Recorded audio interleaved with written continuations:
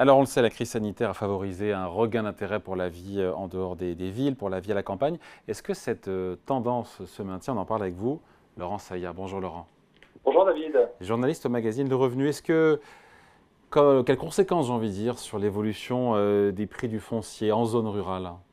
Alors oui David, vous saviez que après la crise sanitaire, ça avait été une période un peu de ruée vers la campagne, hein, donc les maisons de campagne, mais aussi les terres agricoles et forestières. Alors quand on fait le bilan maintenant, la situation a un peu changé. C'est un petit peu plus contrasté.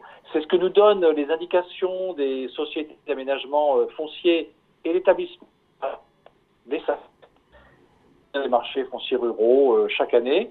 Et quand on regarde le millésime 2022 et la période toute récente, on voit que, alors certes, les marchés sont toujours, pour l'agricole et le forestier, toujours au plus haut niveau, mais qu'il y a une nette baisse des transactions, à la fois pour les maisons à la campagne, donc c'est souvent des corps de ferme devenus des maisons à la campagne, et pour ce foncier, donc il doit être destiné à autre chose que l'exploitation agricole, à l'urbanisation notamment. Et en fait, alors concrètement, ça donne quoi? Le nombre des transactions, il s'est replié de 6%, hein, il y en a à peu près 375 000 par an. Le total des surfaces échangées, il est stable, en léger tassement à moins 1%, mais la valeur des transactions, donc, s'est réduite de 6%. C'est un marché quand même de 46 milliards d'euros. Et bien sûr, le marché des terres et des prés représente les 2 tiers des surfaces échangées, loin devant les forêts qui font 20%, mais si je vous parle notamment des maisons à la campagne, parce que c'est un peu ce qui nous intéresse aussi, là par contre, ça contribue à 65% de la valeur totale, hein, très loin devant les terres agricoles qui ne représentent que 15%. Mais David, vous savez comme moi que l'agriculture n'est pas immunisée contre la crise économique et les grandes tendances qui ont encore à nouveau changé, évolué depuis celles qu'on avait vu sortir après la crise sanitaire. On mange moins de viande, on boit moins de vin, les prairies sont retournées, les vignes arrachées, le paysage change et surtout, il y a la crise climatique. Donc il y a des filières qui sont touchées de plein fouet par la sécheresse ou le gel. Le foncier est pourtant une ressource stratégique, hein. Il y a d'ailleurs l'an dernier encore 20 000 hectares qui ont été vendus pour être artificialisés, c'est-à-dire sans doute trop, mais pour pouvoir servir à l'urbanisation.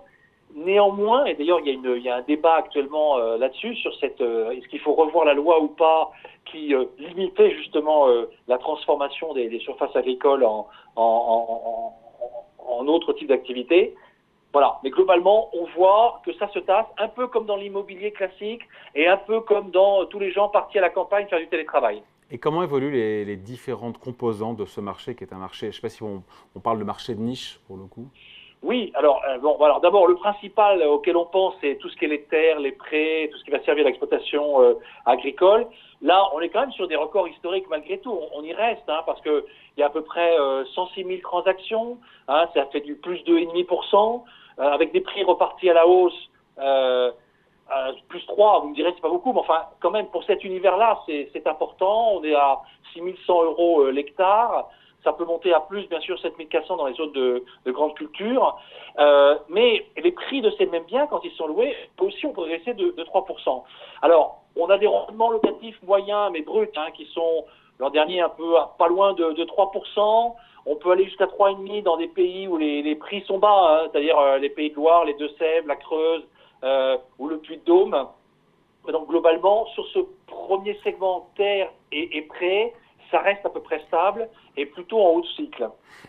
Et sur les corps de ferme reconvertis, comment ça Oui, évolue? alors là, c'est ce qui intéressait beaucoup tous les urbains qui voulaient aller travailler à la campagne. Avoir un corps de ferme qui quitte son exploitation agricole et qui devient une maison de campagne. En fait, là, on voit que le marché se contracte, même si les prix ont encore monté. Donc, c'est un peu le paradoxe, c'est-à-dire que un peu comme dans l'immobilier traditionnel, on a encore les traces de la hausse récente, après 2 années de très forte progression, mais il y a eu une inversion, hein.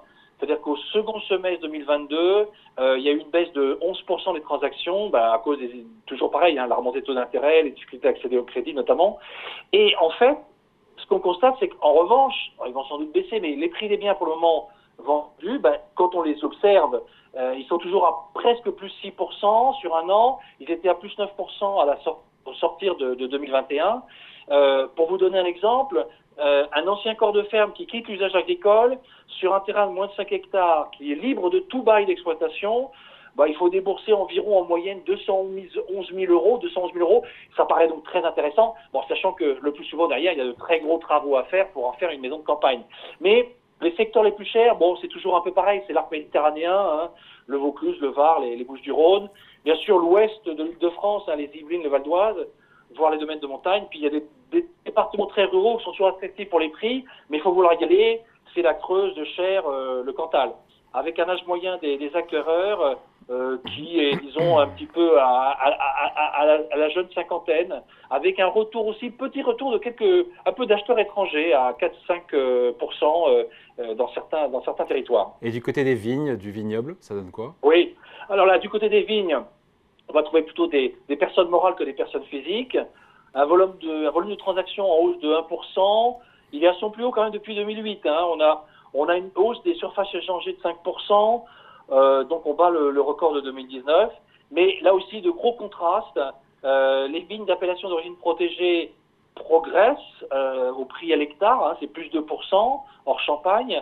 Mais vous avez des régions notamment comme le Bordeaux, tout ce qui est Bordeaux-Aquitaine, on est à moins 3%, donc en dehors de cette hausse des prix, mais bien sûr, à l'exception des appellations prestigieuses, Pauillac, Pomerol, Saint-Julien. Néanmoins, quand vous les retirez, le Bordeaux rouge classique, on va dire, il a quand même perdu plus d'un tiers de sa valeur en foncier, à moins 36% en 4 ans.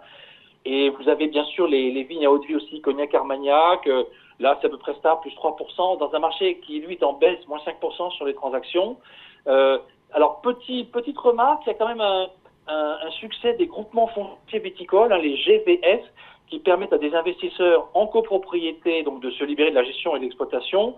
Là, il y a une vraie percée. En 10 ans, les surfaces acquises par ces groupements fonciers viticoles ont été multipliées par 3.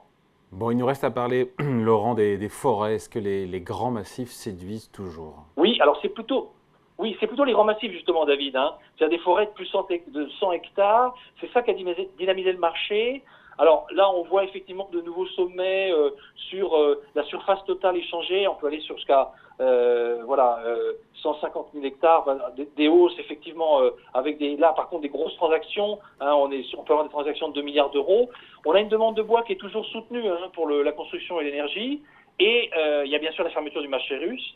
Il y a eu des incendies dans les forêts européennes aussi. Hein. Tout ça, c'est des catalyseurs en fait qui soutenent le marché. Bon, à l'inverse, en fait, les transactions de forêts petites et moyennes, en dessous de 50 hectares, là par contre, elles sont orientées à la baisse. Mais voilà, il y a des régions, là, ça va être toujours difficile il y a des régions très différentes d'autres. En gros, les forêts ont vu leur prix moyen progresser d'environ 4%, avec une fourchette très très très large selon la nature des biens, le type de feuillus et puis bien sûr les régions concernées. Toujours pareil, le massif central c'est moins cher. L'ouest, les grandes forêts de l'ouest, vous pouvez aller jusqu'à presque 7 000 euros.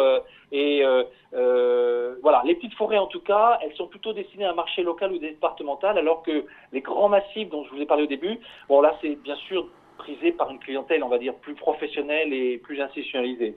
Qu'est-ce qu'on conseille à celles et ceux qui nous regardent en matière de corps de ferme, de forêt, de vignoble, de ces actifs réels, tangibles, comme on dit? On fait quoi? Écoutez, si on aime et si on a envie d'aller vivre à la campagne et on peut supporter l'isolement, il y a des opportunités, hein, parce que racheter un corps de ferme, si vous pouvez le faire pour 200 ou 250 000 euros, c'est intéressant. Simplement, il faut accepter les travaux de réaménagement. C'est-à-dire que derrière, après cette opportunité, vous avez un gros chantier pour souvent mettre le bâtiment aux normes, l'équiper pour bien l'habiter. Quant aux forêts, aux vignes ou aux terrains, bon, là c'est clair qu'on est sur un public qui doit être vraiment averti, passionné par le sujet, si ce n'est pas intéressé pour des raisons professionnelles, quand même. Allez, merci beaucoup. On découvre avec vous la une du Revenu Hebdo.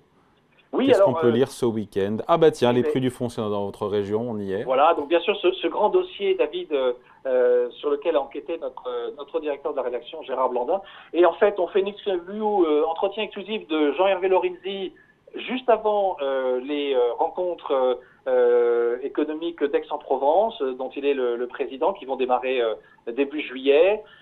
Une page spéciale sur le secteur de la plaisance avec ses valeurs cotées, Beneteau, Fontaine-Pajot, Catana, juste avant la période d'été. Et puis, bien sûr, nos rubriques habituelles et nos sagas de l'été, les grandes marques. Et là, cette semaine, c'est un zoom sur Nespresso. Voilà, à lire donc ce week-end, Rencontre économique d'Aix-en-Provence, où Boursorama est partenaire média, où nous serons présents pour suivre ce rendez-vous, ce mini Davos français avec beaucoup d'entretiens prévus avec des hommes et des femmes politiques, mais aussi des patrons et des patronnes du CAC 40. Merci beaucoup, Laurent Saillard, Merci journaliste au David. magazine Le Revenu. Merci à vous, bon week-end. Bon week-end, au revoir.